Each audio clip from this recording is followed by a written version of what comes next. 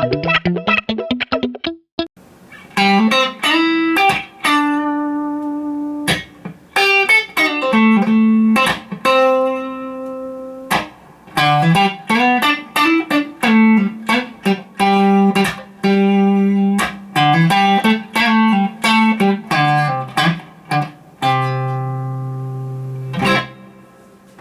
everybody, Max Rich here, and today I want to talk to you about question and answering in terms of phrasing, right? Phrasing is hugely important when you're improvising and when you're writing music. You know, you want your music to have phrases like when you're speaking, right? And in order to accomplish that, you know, like a lot of players, they kind of fumble around and play through pentatonic scales, and it sounds like they're always searching for things. You know, like I hear a lot of my students, when they come to me and they say, oh, I want to learn how to improvise, they do things like this.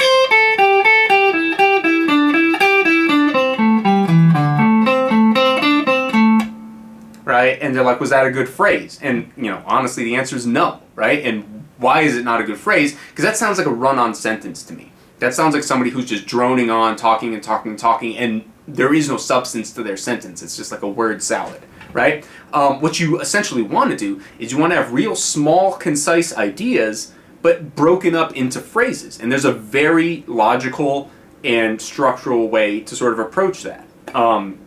You have to know a tiny little bit about theory, but generally speaking, it's fairly simple, you know, and you could do this with a pentatonic scale. You know, you don't have to do it, I mean, you could do it with any scale, right? But like break it down to the most simplistic form, pentatonic, and you can do it. And essentially what it is you want the question to sound like a question, and you want the answer to sound like an answer, right? Duh, obvious. But what makes a musical phrase sound like a question, right? What makes a speech phrase sound like a question? When you ask me a question, what do you do at the end? Ba-da-da-da-da-da-da. You go up, right? You usually end on some sort of higher note, right? And now that's not directly applicable to guitar. I'm not saying like, oh, in order to make a question sound like a question on the guitar, you have to end on a high note. That's not what I'm saying. But what I am saying is that there is a very specific thing that people do when they speak that makes a question sound like a question and makes a statement sound like a statement, right? Especially in English and the American accent, right? Other accents will have different, you know, quirks to them, but I'm American, so this accent's the only one I got. But as far as guitar goes, you want similar to how when you raise your voice at the end of a sentence, it sounds like a question. It sounds like a question because it sounds unresolved. It sounds like you're still searching for something, and you are. You're searching for the answer. I'm asking you a question. Hey, what are you doing today? Ba, ba, ba, ba, ba, ba, ba. Right? And then you answer, oh, well, I'm going to the store. Da, da, da, da, da, da, da. Right? So questions go up, answers go down. Generally speaking, there are, you know, caveats to everything, but generally speaking, that's the method of speech.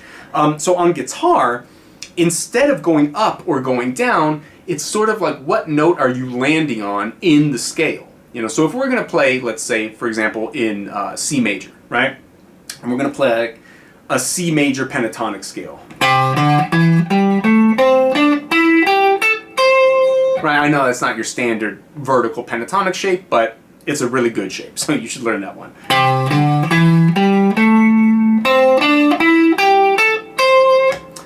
So if we're thinking we're in C major, what are the notes of the C major chord? It's 1, 3, 5. It's C, E, and G, right? And those are the chord tones, right?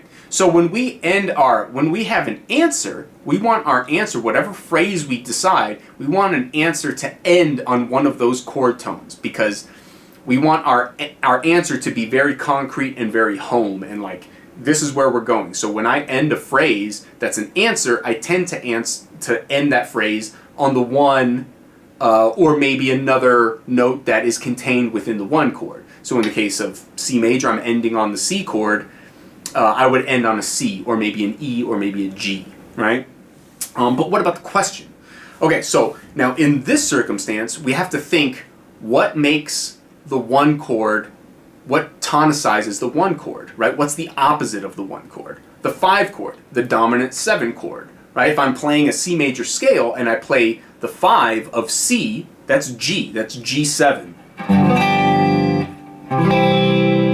Right? So when I play a G7, It's pulling me in a certain direction. And now I resolve to home to my C chord, right? So that tension that you get from a dominant 7 chord, and then the resolution that you get from hitting the 1 chord, that essentially is how a question and answer phrase functions, right? The question being here, I need some more information. Please give me more information. Thank you. Okay, good. Now I understand what you're talking about, right? And so that's essentially what we're going to try to mimic in lick form. And basically, you can map this out by saying like, okay, what notes are in the dominant 7 chord or in the 5 chord? Don't even take the dominant 7 chord. Just take the major 5 chord, right? So what notes are in a G major chord, right? G, B, and D. Now, out of those 3 notes, how many of those are located in the C major pentatonic scale? Well, in the C major pentatonic scale, we've got C, D, E, G, and A. So D is in there in the C major pentatonic, and so is G. B's not in there, and we're only playing with the pentatonic, but you can extrapolate this to larger scales, and we will later. But for now, we're only sticking with pentatonic. So when I want to end a phrase, end a question on a note, what I'm going to try to do is I'm going to target one of the notes of the 5 chord. And so if I'm just sticking to C major pentatonic, that leaves me 2 choices. That leaves me D or it leaves me G. Now here's the twist to it, right? G is part of the 5 chord, but it's also part of the 1 chord. So ending on a G can be kind of ambiguous, especially if you're just sticking with pentatonic, right? If you're going to end on that G note, I don't know, is that an answer or is that a question? It could be both, right? And it depends sort of on the context in which you use it. So for me personally, when I teach this stuff, I prefer to tell people to land on the 2, land on the D in this case, right? So if you're in the key of C major, you're going to end on a D, that's the 2. And if you do that, you'll be able to make a very convincing phrase sound like a question and then follow it up with an answer, right? So in this case, I'll play a real simple idea, and then I'll kind of break that down and show you what I'm doing, right? So here, if I'm playing C major, the first lick I'm going to show you is this.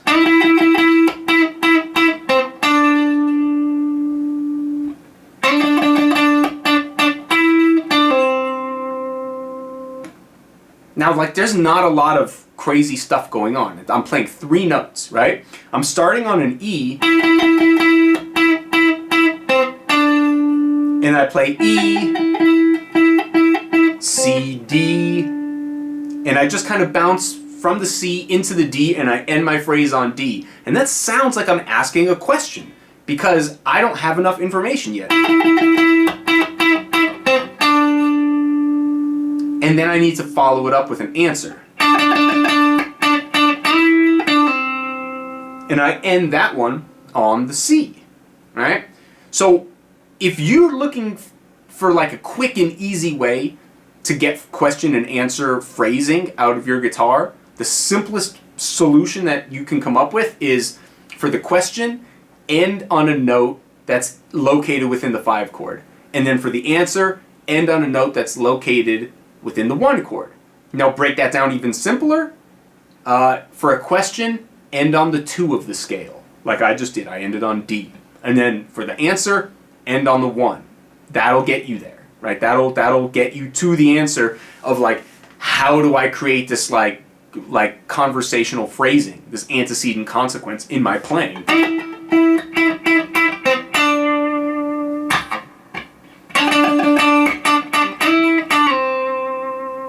You know, and however you articulate it with slides or hammer-ons or plucking or whatever, you know, like that's up to you. But the idea is, what notes do you use? Well, end on the 2 for the question, end on the 1 for the answer. So that was lick 1, and now I will take you into lick 2.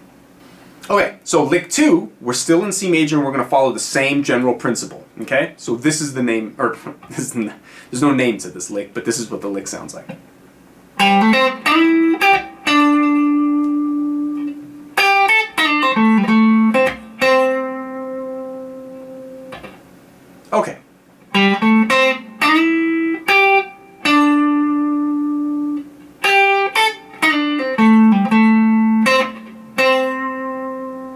So, what notes am I ending the question on? I'm ending it on the 2. I'm ending it on D. Right? So the question starts with a little hammer on, 5 to 7, G to A, and then we hit C, and then we slide up to the E, play the G, and then end on the D, and that's my question.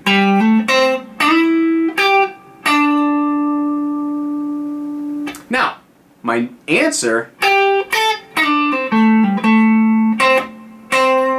this is sort of like a blues lick, A minor, C major blues idea. So now I'm playing the G, A, and then kind of sliding real quickly from the E flat into the D, and then pulling off to the C, and then I do an A, G, A, and finish all that on the C.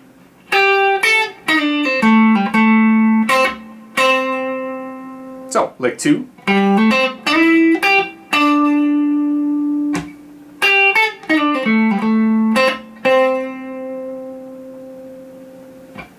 Alright, let's move to lick 3.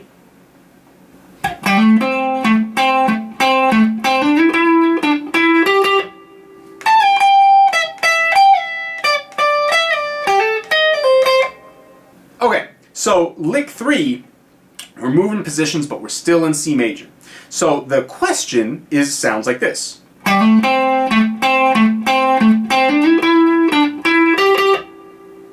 Now, you can make it as long as you want, or as short as you want, right? The first one was real short. This question is much longer, right? So I'm here, G, A, C, and I'm just bouncing between A and C. And then I do a hammer on C to D, and then slide up to E, and then play D, E, G, G.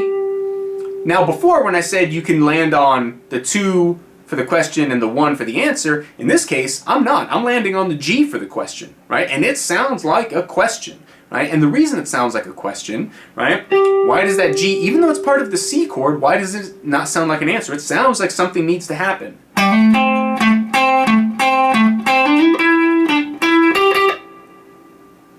Right? There needs to be more information. And the reason is because I've reiterated the 1 chord over and over, or the 1 note, the C, over and over. C, C, C. I'm like driving that into the listener's ear saying, hey, this is the one, this is the one, this is the one, and then when I hit that, your ear registers it as the 5, even though the listener might not have any comprehension of that at all, but they are, like, unbeknownst to them, registering that as not the 1, right? Not part of the 1 chord, right? So I land on the G and it sounds just fine. And then the answer,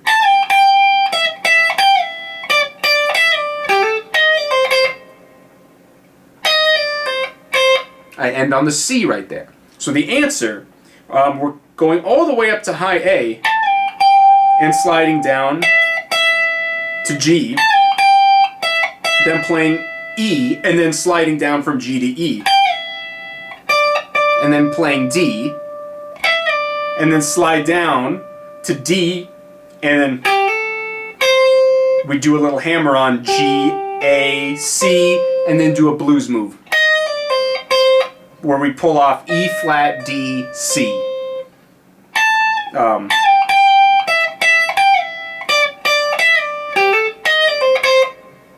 Right, so they're really long phrases, really long question, really long answer, but they work perfectly. They coincide really well with each other.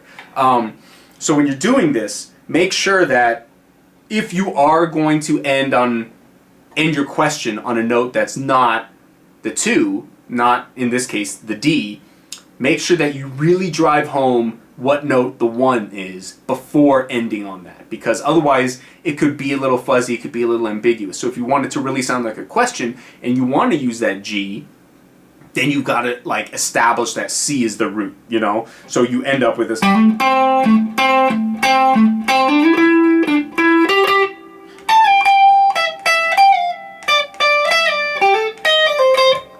right? There's a little flub in there, but that's okay. Yeah, I think you get the point, right?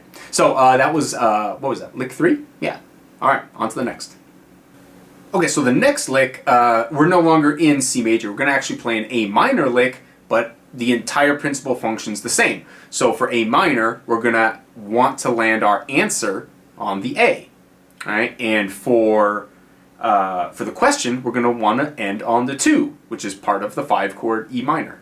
And the 2 of A is B, so we're going to end our question on B and our answer on A. So here we go.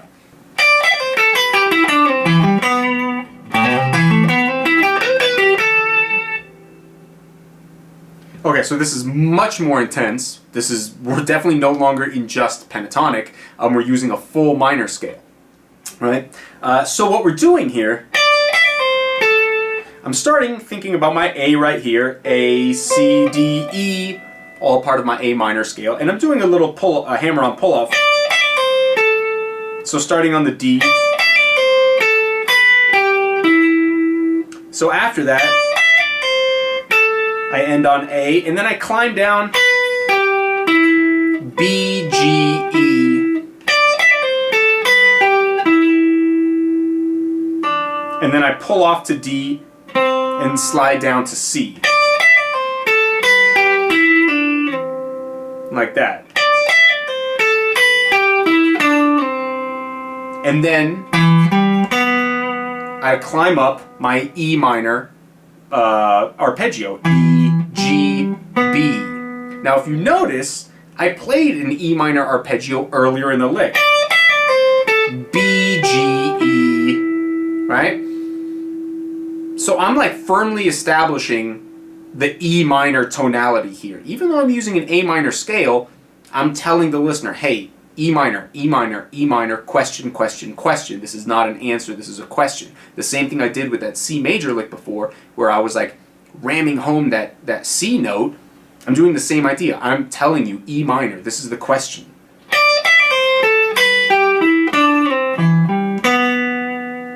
Right? And I end with a literal E minor arpeggio, E, G, B. It can't get any clearer than that.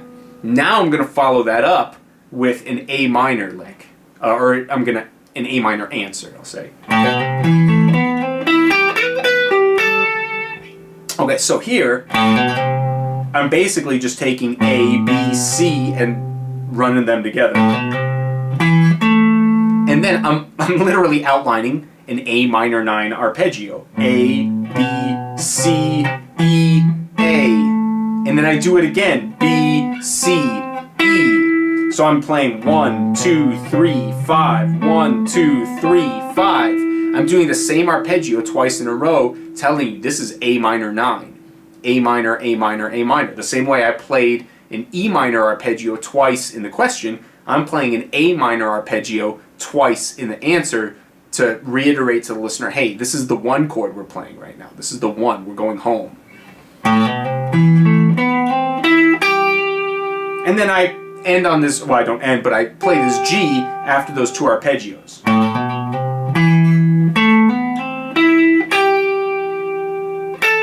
And then I play the A, and then I slide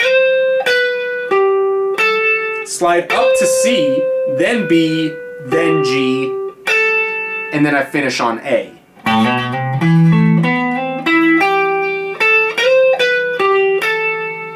Right there. Like that. So we have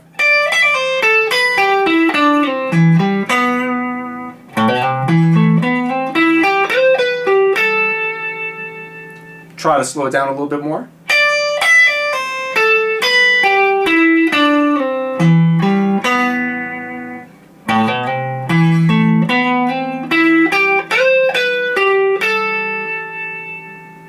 Alright, so the principle holds. I'm ending my first phrase on the 2. I'm ending my last phrase on the 1. And they very clearly sound like question and answer. Now, it helps that I'm reiterating the arpeggio that I'm thinking of during the question. Remember, question is 5, that's dominant. Even though it's not a dominant chord, it's a minor chord. The 5 still has this sound of being the 5, right? And then on the 1, I'm reiterating the one chord arpeggio. In this case, it's an A minor. So E minor, E minor, E minor, play the arpeggio, then end on the B, then end on the 2 of the A minor scale. And then when I go to the answer, A minor arpeggio, end on the A, end on the root note. Question, answer. There you have that. Okay, so the last lick is another minor lick, but this one is going to be B minor. So this is what it sounds like.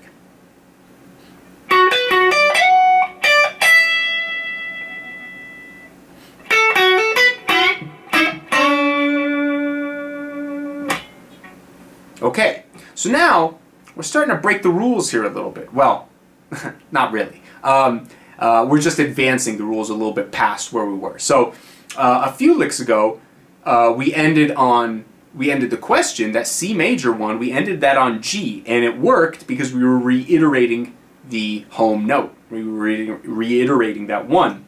In this case, we don't end on the 2 and then end on the 1. There's something different happening here. So let's break it down. So we're on F sharp up here, and we're playing F sharp B, F sharp D. We're actually outlining a B minor arpeggio here, even though we're playing a question. And then we even go up to the F sharp. So we're like playing literally just B minor arpeggio notes. Sorry.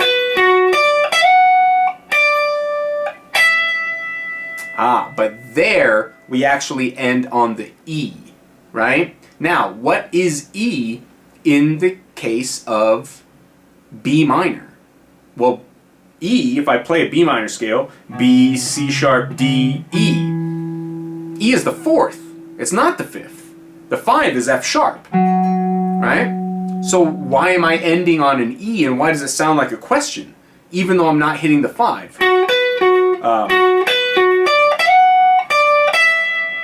It definitely sounds like a question. And I'm not even outlining an F sharp minor arpeggio. I'm outlining a B minor arpeggio, then ending on the 4, right? Like, I'm breaking all the rules I told you. But this is why.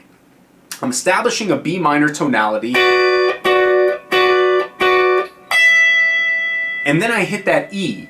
Now that E is not part of an F sharp minor chord, but it is part of an F sharp dominant 7 chord. If I play an F sharp 7, right, and I outline that arpeggio, F sharp, A sharp, C sharp, E, that E is the 7th degree of that F sharp dominant. And F sharp dominant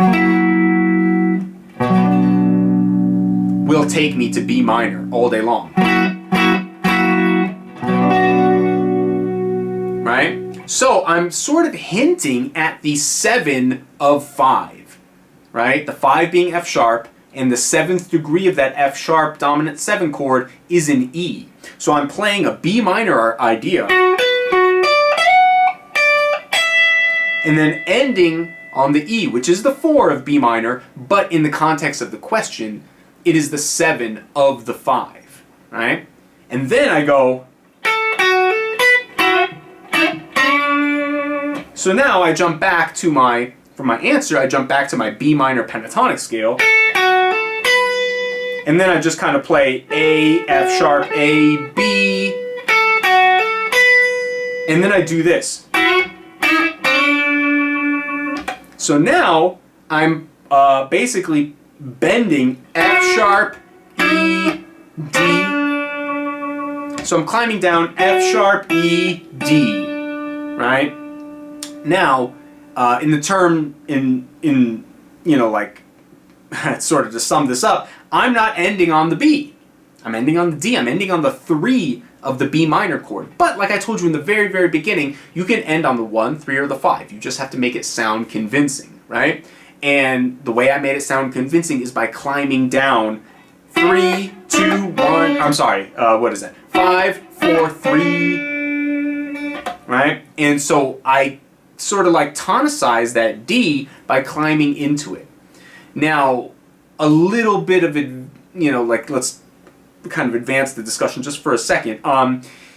When I told you earlier, end your questions on the 2, and then end your answers on the 1, okay? Obviously, I'm not doing that with this lick. This is B minor, and I'm ending on an E and then I'm ending on a D. So I'm ending on the 4 and then ending on the 3. But think about the relationship between the question and answer.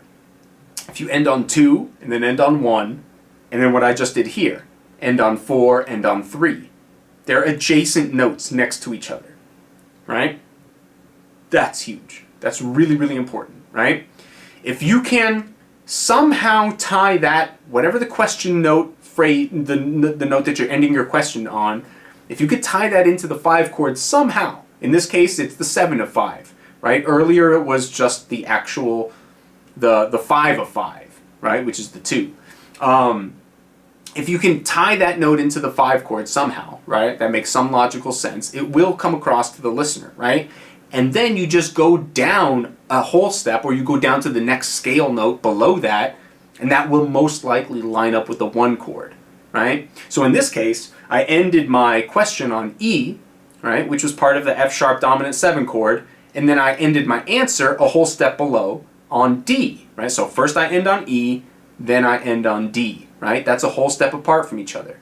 The same as before when I was ending on the 2, and then I would end on the 1, that's a whole step away from each other, right? So there are a lot of connecting ideas between these licks, even though this one seems to have broken all the rules. It's a bit more advanced, which is why I saved it for last. But generally speaking, if you're trying to incorporate question and answers into your phrase, the ultimate sort of like takeaway that you should have from this is that you end your questions on notes that line up with the dominant chord, right? That end up with the 5 chord or the dominant 7 version of the 5 chord, right? And then you end your answers on notes that line up with the 1 chord, right? So you can end your question on the 1, 3, 5, 7, let's say, of the 5 chord. And then you can end your answer on, it's best to do it on the 1, but you could do it on the 1, 3, 5. The 7 of the 1 chord is not the most concrete one to end on. So like if your questions should probably end on just some note that belongs to the triad 1 chord, right? 1, 3, 5. But your questions, that you get a little more leeway with your questions. You can end on the 1, 3, 5, 7. Maybe even you can get away with the 9 of that 5 chord, right? It depends how you set it up, right? But ultimately, end your questions on a 5 chord note and your answers on a 1 chord note. And that should get you way farther down the line than just fumbling around pentatonic scales looking for something cool to accidentally happen. So, if you enjoyed this and you found value in it, please take a look at maxrichmusic.com. Sign up for the weekly newsletter where I do videos like this for my subscribers, offer free lessons and free critiques. So if people have questions and they want to get personalized help, you know, they can send me videos and I'll critique and say like, hey, you know, maybe try this technique, that technique, this technique isn't working. I answer questions all the time for people. So if you feel like that's something that you can get some value out of, please go over to maxrichmusic.com, sign up for the newsletter, and send me a DM, and I will write back to you and help you out as best I can. So thanks for watching.